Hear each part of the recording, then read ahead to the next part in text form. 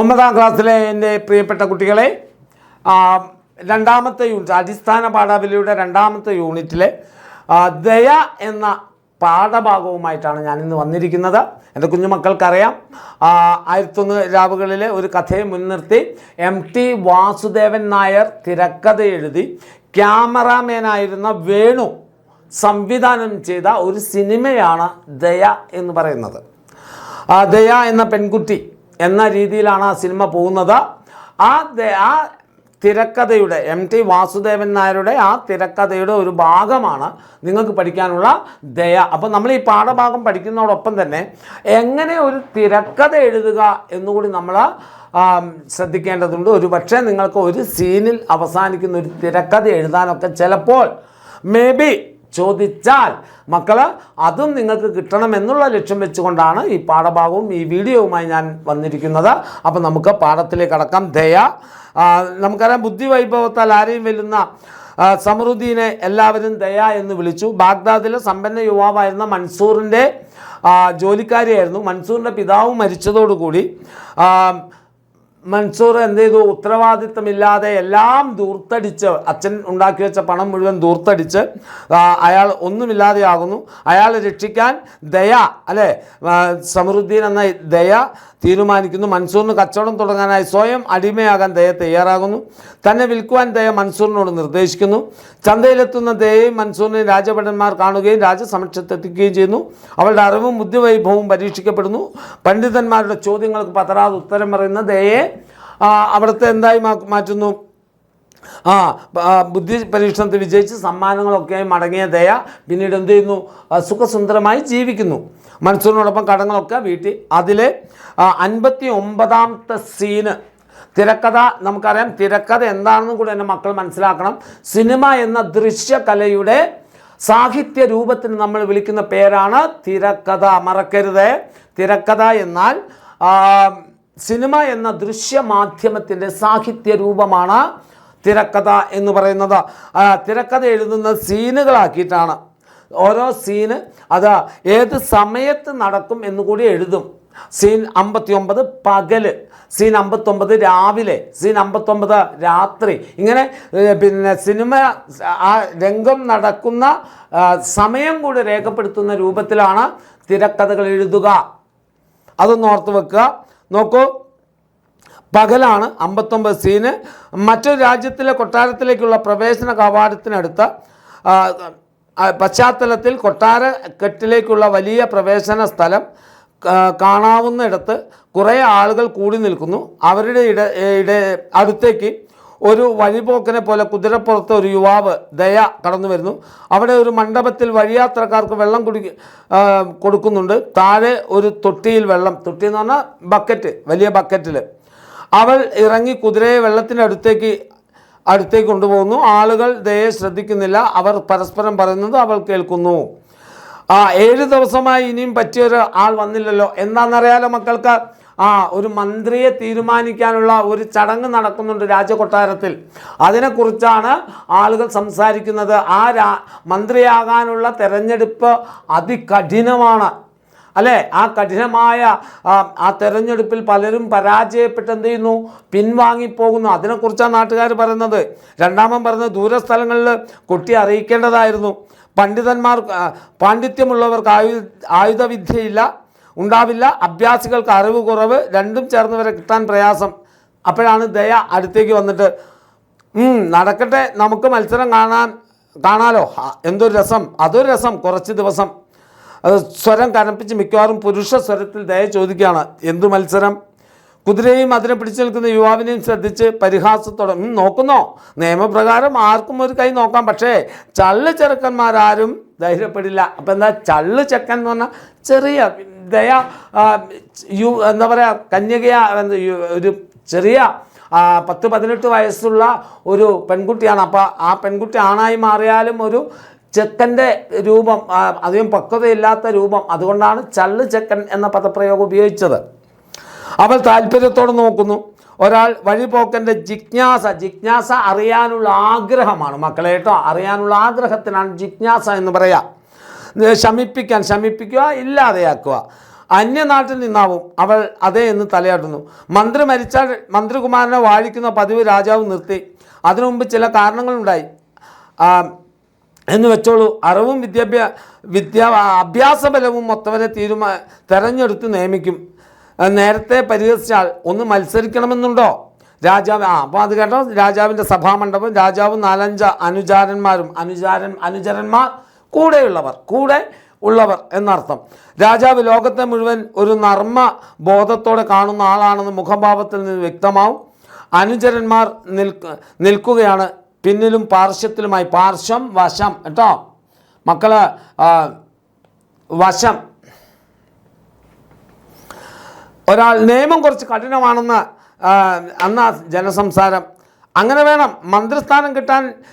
ഇവിടെ തന്നെ എത്ര പേർ സേവയും ശുപാർശയുമായി നിൽക്കുന്നു. പരീക്ഷകൾ വെച്ചില്ലെങ്കിൽ പിന്നെ ഇവിടുത്തെ സ്ഥിതി എന്താവും? ഉപജാപം, ഗൂഢാലോചന, ശുപാർശ. നോക്കൂ, ഇന്നത്തെ അധികാരവർഗത്തെ കൃത്യമായി പരിഹസിക്കുന്ന ഒരു വാക്കാണ് ഇവിടെ രാജാവിൽ നിന്നും ഉണ്ടാകുന്നത്. വെരി ഇമ്പോർട്ടൻ്റ് ആണത്. എന്താ? പരീക്ഷകൾ വെച്ചില്ലെങ്കിൽ മന്ത്രിമാരെത്തും, മന്ത്രിമാരാകാൻ വേണ്ടി ശുപാർശകളല്ലേ. ഇന്ന് മേലുദ്യോഗം അല്ലെങ്കിൽ ഉയർന്ന സ്ഥാനത്ത് നിൽക്കുന്നവരെ ശുപാർശയുമായി ജോലി തരപ്പെടുത്തുന്ന പലരെയും നമ്മൾ കാണുന്നുണ്ട്. അപ്പോൾ വർത്തമാനകാലത്തോട് സംസാരിക്കുന്ന ഒരു രീതിയാണ് ഇവിടെ അവലംബിച്ചിരിക്കുന്നത്. മറ്റൊരാൾ 6 പേർ ഇതിനകം വന്നു, ഇനി ആരും വരുന്ന മട്ടില്ല. യുവാവിൻ്റെ വേഷത്തിൽ ദയ വരുന്നത് ശ്രദ്ധിക്കുന്നു. വരുന്നു, അതാ തേജസ്വിയായ യുവാവ്. ദയ രാജാവിനെ തന്നെ നോക്കി വരുന്നു. മത്സരിക്കാനുള്ള ദൃഢനിശ്ചയം മുഖത്ത്. രാജാവ് പതുക്കെ ലക്ഷണശാസ്ത്രമനുസരിച്ച് സ്ഥാനാർത്ഥിയെ അപഗ്രഥിക്കാൻ ലക്ഷണം ഉപയോഗിച്ച് ആ വരുന്നവൻ്റെ മുഖത്ത് ആ ലക്ഷണമുണ്ട്. അവൻ്റെ നടത്തത്തിന് ഉറച്ച കാൽവെപ്പാണ്. അവൻ്റെ കണ്ണുകളിൽ നിശ്ചയദാർഢ്യമുണ്ട്. ഇങ്ങനെ ലക്ഷണശാസ്ത്രപ്രകാരം ആ യുവാവിനെ വീക്ഷിച്ചു കൊണ്ടിരിക്കുകയാണ് രാജാവ്. പ്രായം കൊണ്ട് ആരും തെറ്റിദ്ധരിക്കേണ്ട ഉറച്ച കാൽവെപ്പ്, സ്ഥൈര്യം, സ്ഥിരത. നിങ്ങൾ 8ാം ക്ലാസ് പഠിച്ചിട്ടുണ്ടല്ലേ? മുഹമ്മദിൻ സ്ഥൈര്യവും എന്ന് പറഞ്ഞൊരു വരി നിങ്ങൾ എൻ്റെ ഗുരുനാഥനിൽ പഠിച്ചിട്ടുണ്ട്, ഓർത്ത് വെച്ചാൽ മതി. നോട്ടത്തിൽ പക്വത. ദയ അടുത്തു ചെന്ന് വണങ്ങി. അടിയനും ഒരപേക്ഷകനാണ്. രാജാവ് പതുക്കെ മധുരസ്വരം. അഭ്യാസ പരീക്ഷകൾ കുറേ അപകടമേറിയതാണ്. ആളുകൾ പറഞ്ഞില്ലേ? ദയ തലവൽക്കുന്നു. അനുചരന്മാരോട് സേനാപതിയെ വിളിക്കൂ. അപ്പം രാജാവിൻ്റെ സഭാമണ്ഡപം പരിസരം ഒഴിഞ്ഞൊരു സ്ഥലത്ത് വില്ലാളി വീരന്മാരുടെ ലക്ഷ്യമായി ഒരു പലക വെച്ചിട്ടുണ്ട്.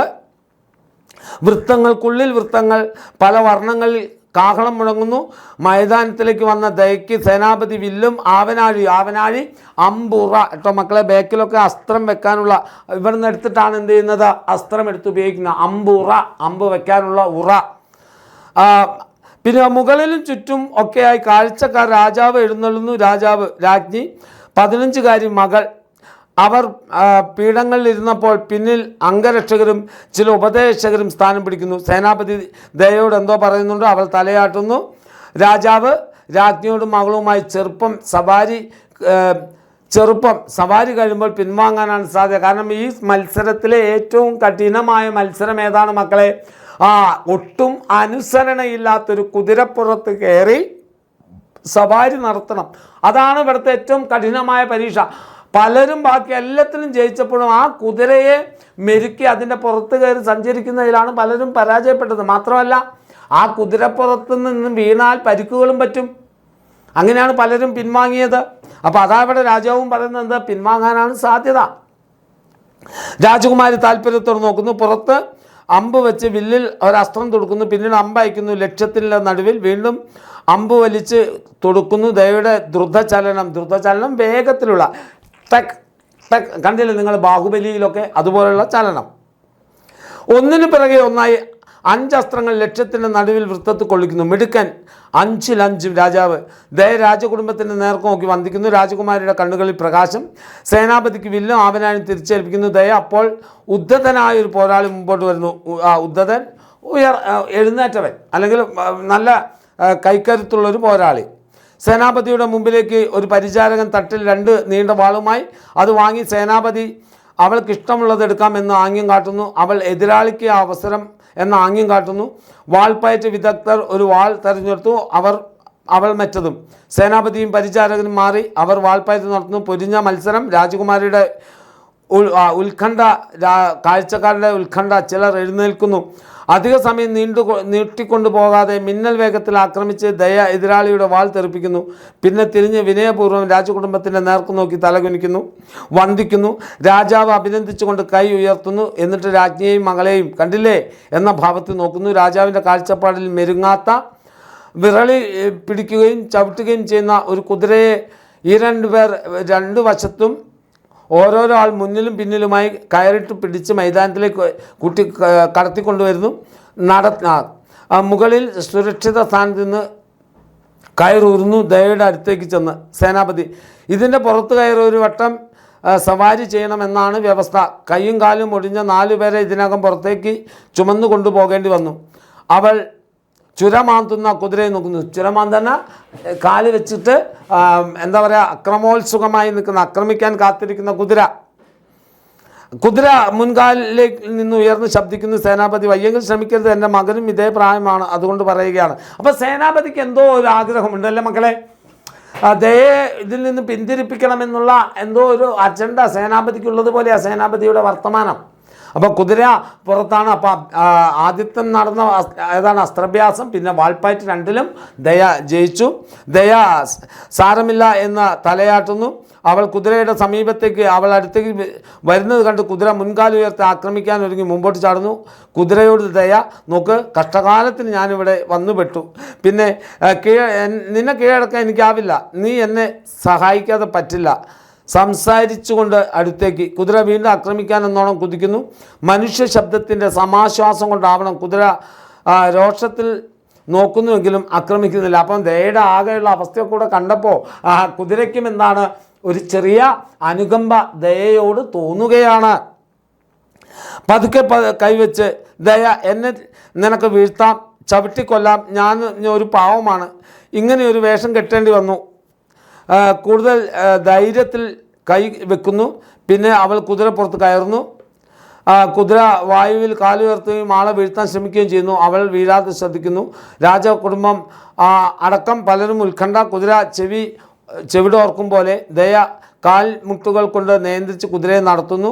ഒരിക്കൽ കൂടി വിരളി കാണിക്കുന്നു കുതിര. അരുത്, നീ എന്നെ തോൽക്കുന്നില്ല, നീ തോൽക്കുന്നില്ല, എന്നോട് ദയ കാണിക്കുന്നു എന്ന് മാത്രം. ദയ അല്ലേ, നോക്കൂ നിങ്ങൾ, ആ പെൺകുട്ടിയുടെ പേര് പോലെ തന്നെയാണ് അവൾ ആ കുതിരയോടും പറയാൻ, നീ തോൽക്കുന്നില്ല, നീ എൻ്റെ അടുത്ത് ഒരല്പം ദയ കാണിക്കുന്നു എന്ന് മാത്രമേ ഉള്ളൂ, അല്ലേ, നീ എൻ്റെ അടുത്ത് ഒരല്പം ദയ കാണിക്കുന്നു എന്ന് മാത്രമേ ഉള്ളൂ, അരുത്. അവൾ പ്രേരിപ്പിച്ച് ഒരു വട്ടം കുതിര ശല്യമുണ്ടാക്കാതെ ഓടുമ്പോൾ ആളുകളുടെ ആഹ്ലാദ പ്രകടന ശബ്ദം. രാജകുടുംബാംഗങ്ങൾക്കിടെ ആശ്വാസം. രാജകുമാരി ഉത്കണ്ഠയോടെ എഴുന്നേറ്റ് നിൽക്കുന്നു. കുതിരപ്പുറത്ത് നിന്നിറങ്ങിയ ദയ രാജകുടുംബത്തിന് നേർക്ക് അഭിവാദ്യം ചെയ്യുന്നു. ദയ കുതിരയോട്, ഈ ഉപകാരം ഞാൻ മറക്കില്ല. വീണ്ടും പഴയ ശൗര്യത്തിൽ കുതിര കാലുയർത്തി ശബ്ദിക്കുന്നു. ഇനി സീൻ എത്രയാണ്? സീൻ 62, പകലാണ്. ഇനി അടുത്തത് രാജാവിൻ്റെ സഭാമണ്ഡല പരിസരം. ചതുരംഗപ്പലകയിൽ ഒരു കരു നീക്കുന്നു രാജാവ്. ചതുരംഗപ്പലക നടുവിൽ കളിക്കുന്ന മധ്യഘട്ടമാണ്. കളിയുടെ മധ്യഘട്ടം, പകുതിയായിട്ടുണ്ട് കളി. കുറച്ച് മാറി നിന്ന് രാജ്ഞിയും മകളും പ്രധാന സേവകരും നോക്കുന്നു രാജാവ്. ഇതും ഒരു പരീക്ഷയാണ്. ചതുരംഗം എന്താണെന്ന് അറിയാലോ അല്ലേ, ചെസ്സൊക്കെ പോലെയുള്ള ഒരു കളിയാണ്. ചെസ് തന്നെയാണ് അതിൻ്റെ പ്രാകൃതമായ മറ്റൊരു രൂപം.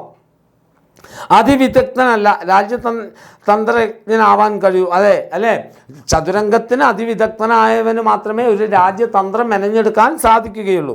ദയ തലതാഴ്ത്തി ശരിവെക്കുന്നു. അദ്ദേഹം തൻ്റെ കരുനീക്കത്തിൽ തൃപ്തനാണ്. കുറച്ചകലിൽ നിൽക്കുന്ന രാജകുമാരി, കളത്തിനു മുമ്പിൽ ആലോചനാമഗ്നനായിരുന്ന യുവാവ്. ആലോചനാമഗ്നൻ, ആലോചനയിൽ മുഴുകിയവൻ.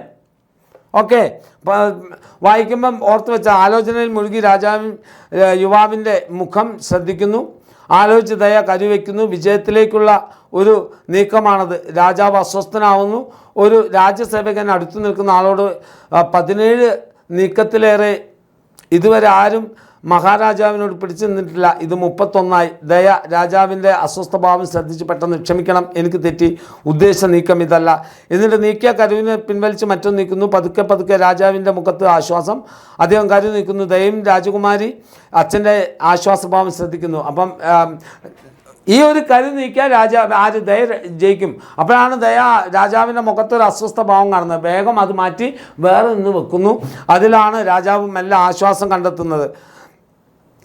രാജകുമാരി അച്ഛന നോക്കൂ. രാജാവ് ഒരിക്കൽ കൂടി നീക്കിയപ്പോൾ ദയ ചതുരംഗപ്പലകയിൽ നോക്കി. സമം. രാജാവ്, ശരിയാണ്, ആരും അടിയറവിലെത്തിയില്ല. സമാശ്വാസം, ആരും തോറ്റിട്ടില്ല. സമാസമം. രാജാവ് എഴുന്നേൽക്കുന്നു. അദ്ദേഹത്തിന് പിന്നിലായി വിനീത ഭാവത്തിൽ ദയ. രാജാവ് വരുന്നവരോട് ചോദ്യങ്ങൾ ചോദിച്ച് എൻ്റെ തൊണ്ടയടച്ചു. ഇനി ചോദ്യോത്തരങ്ങളില്ല. ഈ കളിയായിരുന്നു ഏറ്റവും വലിയ പരീക്ഷ. നടന്നുകൊണ്ട് തുടർന്നു. ഞാൻ നിയമം മാറ്റി നോക്കുന്നു, നീതി വ്യവസ്ഥ മാറ്റി നോക്കുന്നു, ബോധവൽക്കരണത്തിന് ശ്രമിക്കുന്നു. പെർമദീസ് പണ്ട് പറഞ്ഞതായിരിക്കാം ശരി. വിനയത്തിൽ ദയ. അതെ. അവളെ കുടുക്കിൽപ്പെടുത്തുന്ന പോലെ പെട്ടെന്ന് ക്ഷോഭിച്ച് മുഖഭാവം മാറി. എന്തതെ? രാജാവ് പറഞ്ഞത് കൊണ്ട് അതെ. പെർമനദീസ് ആരാണ്? എന്താണ് പറഞ്ഞത്? ഒന്നും അറിയാതെ അതെ അതെ. വെറുതെ പറഞ്ഞതല്ല, മാറ്റങ്ങളെല്ലാം മായയാണെന്ന് അദ്ദേഹം പറഞ്ഞു. മഹാനായ ഗ്രീക്ക് ചിന്തകൻ. രാജാവ് വീണ്ടും ശാന്തനായി ദയ നോക്കുന്നു. അത്ഭുതത്തോടെ മന്ദഹസിച്ച്. പേര് ദയ. പെട്ടെന്ന് തിരുത്തി സമീർ. രാജാവ് സ്വരം താഴ്ത്തി. അവരിരുവർക്കും മാത്രം കേൾക്കാവുന്ന പോലെ. എന്നെ തോൽപ്പിക്കാൻ അവസരമുണ്ടായിട്ടും കളി മാറ്റിയത് എന്തുകൊണ്ട്? ഓർത്ത് വെക്കണം, 2 മാർക്കിൻ്റെ ചോദ്യം സാധ്യതയുള്ളതാണ്. എന്തുകൊണ്ടാണ് ദയ ജയിക്കാൻ പോയ കളി കരുമാറ്റി സമാസമമാക്കിയത്? ഒരു ചോദ്യമുണ്ടാകും എൻ്റെ മക്കൾക്ക്. എന്തുകൊണ്ടാണ്? ഒരു യുദ്ധത്തിലെ തോൽവി അങ്ങ് മറക്കും, കളിയിലെ തോൽവി കയ്പായി മനസ്സിൽ നിൽക്കുമെന്ന് എനിക്ക് ബോധ്യമായതുകൊണ്ട് രാജാവ് മന്ദസിക്കുന്നു. രാജാവ് ഇന്ന് വരെ എന്നെ ആരും തോൽപ്പിച്ചിട്ടില്ല, നമുക്ക് ഇനിയും കളിക്കണം. ദയ ശരി എന്ന ഭാവത്തിൽ തലകുനിക്കുന്നു. രാജാവ് കൈ കാണിച്ചപ്പോൾ പരിജനങ്ങൾ അടുത്തേക്ക്. നാട് മുഴുവൻ വിളംബരം നടത്തട്ടെ, ഈ യുവാവിനെ ഞാൻ ഇതാ രാജ്യത്തെ മന്ത്രിയായി അവരോധിക്കുന്നു. രാജകുമാരിയുടെ ആഹ്ലാദം കണ്ട് വിടർന്ന മുഖം, കാഹളധ്വനികൾ, ദയയുടെ ആശ്വാസം. ദയ. ടി വാസുദേവൻ. ഇതാണ് ദയ എന്ന് പറയുന്ന പാഠഭാഗത്തിൻ്റെ സമ്മറി അല്ല, പാഠഭാഗം തന്നെ ഞാൻ വായിച്ച. കാരണം എന്താണെന്നറിയോ? സോറി മക്കളെ, പാഠഭാഗത്ത് ചില കഠിന പദങ്ങളുണ്ട്. അതിൻ്റെ ആശയം കൂടി എൻ്റെ മക്കൾക്ക് അർത്ഥം മനസ്സിലായാൽ മാത്രമേ ആശയം മനസ്സിലാവൂ. ഇതിൽ ദയ നിങ്ങൾക്ക് കഥാപാത്ര നിരൂപണം ചോദിച്ചതാണ്. സാധ്യത വളരെ കുറവാണ്. അതിനേക്കാൾ വലിയ സാധ്യതയുള്ള മറ്റൊരു കഥാപാത്രം നമുക്കുണ്ട്. അതുകൊണ്ട് ആ കഥാപാത്രത്തെക്കുറിച്ച് ഞാൻ വ്യക്തമായൊരു വീഡിയോ എൻ്റെ മക്കൾക്ക് വേണ്ടി ഇട്ടിട്ടുണ്ട്. അത് കാണുക. കാണാത്തവരാരെങ്കിലും ഉണ്ടെങ്കിൽ അത് കാണുക. അതിലുണ്ട്, ആ കഥാപാത്രത്തിൻ്റെ ഡീറ്റെയിൽ ആയിട്ട് കൊടുത്തിട്ടുണ്ട്. അതിനാണ് സാധ്യതയുള്ളത്. അപ്പം ദയ എന്ന പാഠം എൻ്റെ മക്കൾക്ക് മനസ്സിലായോ? അപ്പം ഓർത്ത് വെക്കുക. ദയ രാജകൊട്ടാരത്തിലുണ്ടായിരുന്ന മത്സരങ്ങൾ, അസ്ത്രം, അല്ലേ, അമ്പെയ്ത്ത്, വാൾപ്പയറ്റ്, കുതിരസവാരി, പിന്നെ ചതുരംഗം, ദെൻ ചോദ്യങ്ങൾ. 5ലും വിജയിച്ചിട്ടാണ് ദയ എന്തായി മാറിയത്? മന്ത്രിയായി മാറിയത്. ഇത്രയും ഭാഗമാണ് ദയ. എൻ്റെ കുഞ്ഞുമക്കൾക്ക് ദയ മനസ്സിലായെന്ന് വിശ്വസിക്കുകയാണ്. അപ്പം നമുക്ക് ഇതിലെ പ്രധാനപ്പെട്ട ചോദ്യങ്ങളൊക്കെ ആയിട്ട് നമ്മൾ ഇനിയും വരുന്നുണ്ട്, ആ സമയത്ത് കാണാം. അപ്പം നിങ്ങൾ ഓർത്ത് വെക്കേണ്ടത്, പാഠഭാഗത്തെക്കുറിച്ച് ഇനിയും ഡീറ്റെയിൽ ആയിട്ട് ഒന്നുകൂടെ നമ്മൾ എടുക്കുന്നുണ്ട്. ഞായറാഴ്ച 7:30 ലൈവിൽ. അത് നിങ്ങൾ എല്ലാവരും ലൈവിൽ കയറണം. എന്നാൽ ഇതിനെക്കുറിച്ചുള്ള കൂടുതൽ കാര്യങ്ങൾ ഇനിയും നമുക്ക് നിങ്ങൾക്ക് കിട്ടുന്നതാണ്. അപ്പോൾ പാഠഭാഗം എല്ലാവർക്കും ഇഷ്ടപ്പെട്ടു എന്ന് വിശ്വസിക്കുന്നു. അടുത്തൊരു പാഠവുമായി നമുക്ക് വീണ്ടും കാണാം. അതുവരേക്കും ബായ് മക്കളെ.